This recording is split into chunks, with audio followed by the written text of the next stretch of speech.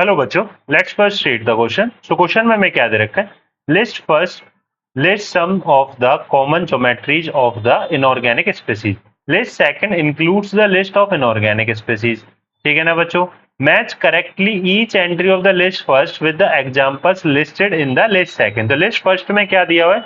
List दी हुई है, वो भी किसकी? Some of the common geometries of inorganic species. ठीक है बच्चों, तो यहाँ पे क्या दे रखे हैं? ये ज्योमेट्रीज हैं, linear, band, tetrahedral and the planar.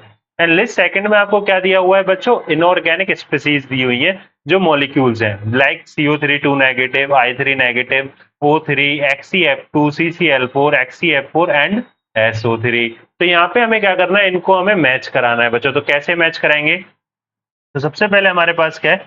CO3 2 negative है। तो CO3 2 नेगेटिव को जब देखेंगे तो सबसे पहले उसका स्टेरिक नंबर निकालो बच्चों। तो स्टेरिक नंबर कैसे निकालते हैं? Sn बराबर 1/2 V प्लस में M माइनस में C प्लस में A। तो B हमारे पास क्या है बच्चों? बैलेंस इलेक्ट्रॉन, M हमारे पास मोनोवैलेंट स्पीसीज, C हमारे पास कैटायनिक चार्ज, A हमारे पास एनायनिक चार्ज। ठीक है बच्चों, तो 1/2 बैलेंस इलेक्ट्रॉन की अगर हम बात करेंगे तो बैलेंस हमारे पास क्या है बच्चों? कार्बन है, और वो कितने हैं? 4 होते हैं बैलेंस इलेक्ट्रॉन। ऑक्सीजन क्या है बच्चों? आपकी मोनोवैलेंट स्पीसीज है? बिल्कुल नहीं, डाइवैलेंट है, तो प्लस में 0। एंड यहाँ पे क्या आ जाएगा? अगर हम बात करें कैटायनिक चार्ज है क्या? ओनली मैग्नीट्यूड लेना होता है, नहीं है बच्चों, तो 0। एंड एनायनिक चार्ज बिल्कुल है भाई, इस तरीके से। तो कितना आ जाएगा? SN नंबर 3 आ जाएगा। तो हाइब्रिडाइजेशन क्या निकल कर आ गया बच्चों? sp2 आ जाएगा। तो मॉलिक्यूलर अपना क्या होगा? ट्राइगोनल प्लेनर होगा। क्या हो जाएगा? Trigonal planar. That means planar हो गया। क्या हो गया बच्चों? प्लेनर हो जाएगा। तो यहाँ पे ये क्या किससे मैच करेगा? तो फोर्थ हमारा किससे मैच कर जाएगा? P से मैच कर जाएगा। अब इसके बाद आपके पास I3 नेगेटिव। तो I3 नेगेटिव के केस में स्टेरिक नंबर का फॉर्मूला सेम वही लगाएंगे बच्चों। अब यहाँ पे क्या है कि number of balance electron 7, monovalent species 2। And cationic और एनायनिक चार्ज की बात करें बच्चों, तो कैटायनिक तो है नहीं, तो -0 प्लस में 1।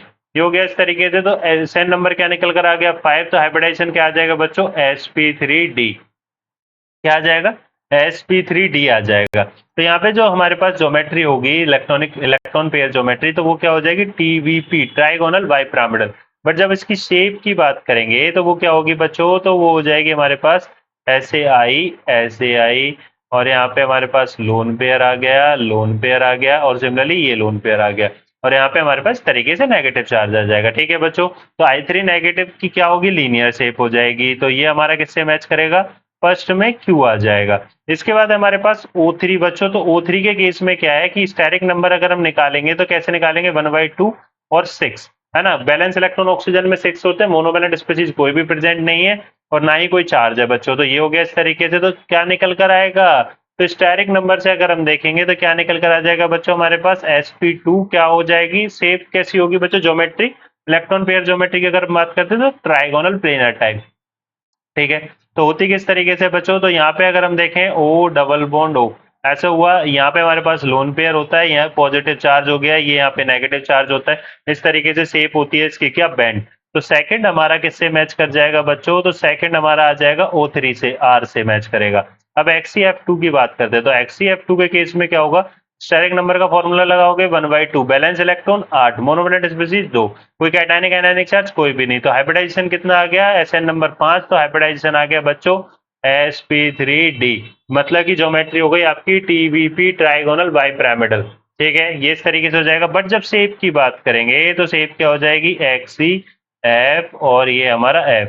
ठीक है, ये हो गया इस तरीके से, ये हुआ यहाँ पे बच्चों, और ये हमारा लोन पे आ गया। ठीक है, तो ये भी क्या हो गया? लीनियर से मैच कर जाएगा। तो फर्स्ट के अंदर एक और आ गया, क्या आ गया आपके पास? S आ गया। अब CCl4 की बात करते हैं। तो CCl4 तो बहुत ही सिंपल है, जैसे बच्चों CH4 होता है मीथेन, वैसे ही CCl4 होता है। तो इसके अंदर हम स्टेरिक नंबर से भी निकालेंगे तो 4 निकल कर आएगा, और हाइब्रिडाइजेशन sp3। तो ज्योमेट्री क्या निकल कर आएगी बच्चों? टेट्राहेड्रल आएगी। ज्योमेट्री भी वही, शेप भी वही रहने वाली है। तो थर्ड की अगर हम बात करते हैं तो थर्ड आपका किससे मैच करेगा बच्चों? थर्ड, तो थर्ड हमारा कर जाएगा T से। अब आते हैं हम XeF4 की तरफ बच्चों। तो XeF4 के केस में किस तरीके से करेंगे? तो स्टेरिक नंबर बराबर 1/2, अपने पास बैलेंस इलेक्ट्रॉन 8 होंगे, है ना? और मोनोवैलेंट स्पीसीज 4, माइनस में 0 प्लस में 0। ठीक है बच्चों, कितना आ गया? 5, सॉरी कितना आ जाएगा बच्चों? 6 निकल कर आ जाएगा स्टेरिक नंबर। हाइब्रिडाइजेशन क्या आ गया? sp3d2। क्या आ गया बच्चों? sp3d2, दैट मीन्स ऑक्टाहेड्रल हो जाएगा। ठीक है, क्या होगा, ऑक्टाहेड्रल। तो ऑक्टाहेड्रल के केस में क्या होगा, ये तो थी इलेक्ट्रॉन पेयर ज्योमेट्री ऑक्टाहेड्रल तो, बट जब शेप की बात करते हैं तो स्क्वायर प्लेनर शेप बन जाती है, दैट मीन्स प्लेनर शेप हो जाती है। तो जब प्लेनर शेप हो जाएगी तो फोर्थ हमारा किसको और कंसीडर कर लेगा, यू को बच्चों। इसके बाद क्या है आपके पास, SO3 है। तो SO3 के केस में बहुत ही सिंपल है बच्चों, कैसे करना है, स्टेरिक नंबर बराबर 1/2। ठीक है, बैलेंस इलेक्ट्रॉन सल्फर के पास 6 होंगे बच्चों, कोई मोनोवैलेंट स्पीशीज कोई भी नहीं, कोई चार्ज कोई भी प्रेजेंट नहीं है, तो क्या आ जाएगा स्टेरिक नंबर निकल के 3। तो हाइब्रिडाइजेशन क्या हो जाएगा बच्चों, sp2 हो जाएगा। क्या हो जाएगा हाइब्रिडाइजेशन, यहाँ पे निकल के आपका sp2 हो जाएगा। तो ज्योमेट्री होगी क्या, ट्राइगोनल प्लेनर, और शेप भी क्या हो जाएगी अपनी, ट्राइगोनल प्लेनर हो जाएगी बच्चों। ठीक है, तो SO3 की जो शेप होगी वो क्या हो जाएगी, प्लेनर हो जाएगी। तो ये भी हमारा किस में आ जाएगा इंक्लूड, अगर हम इसको करें तो V में आ जाएगा। तो इस तरीके से हो जाएगा बच्चों हमारा। तो यहाँ पे क्या है कि फर्स्ट अगर हम बात करें तो फर्स्ट किससे मैच करेगा, Q, S से। तो फर्स्ट RS से करेगा, बिल्कुल नहीं। PS से बिल्कुल नहीं।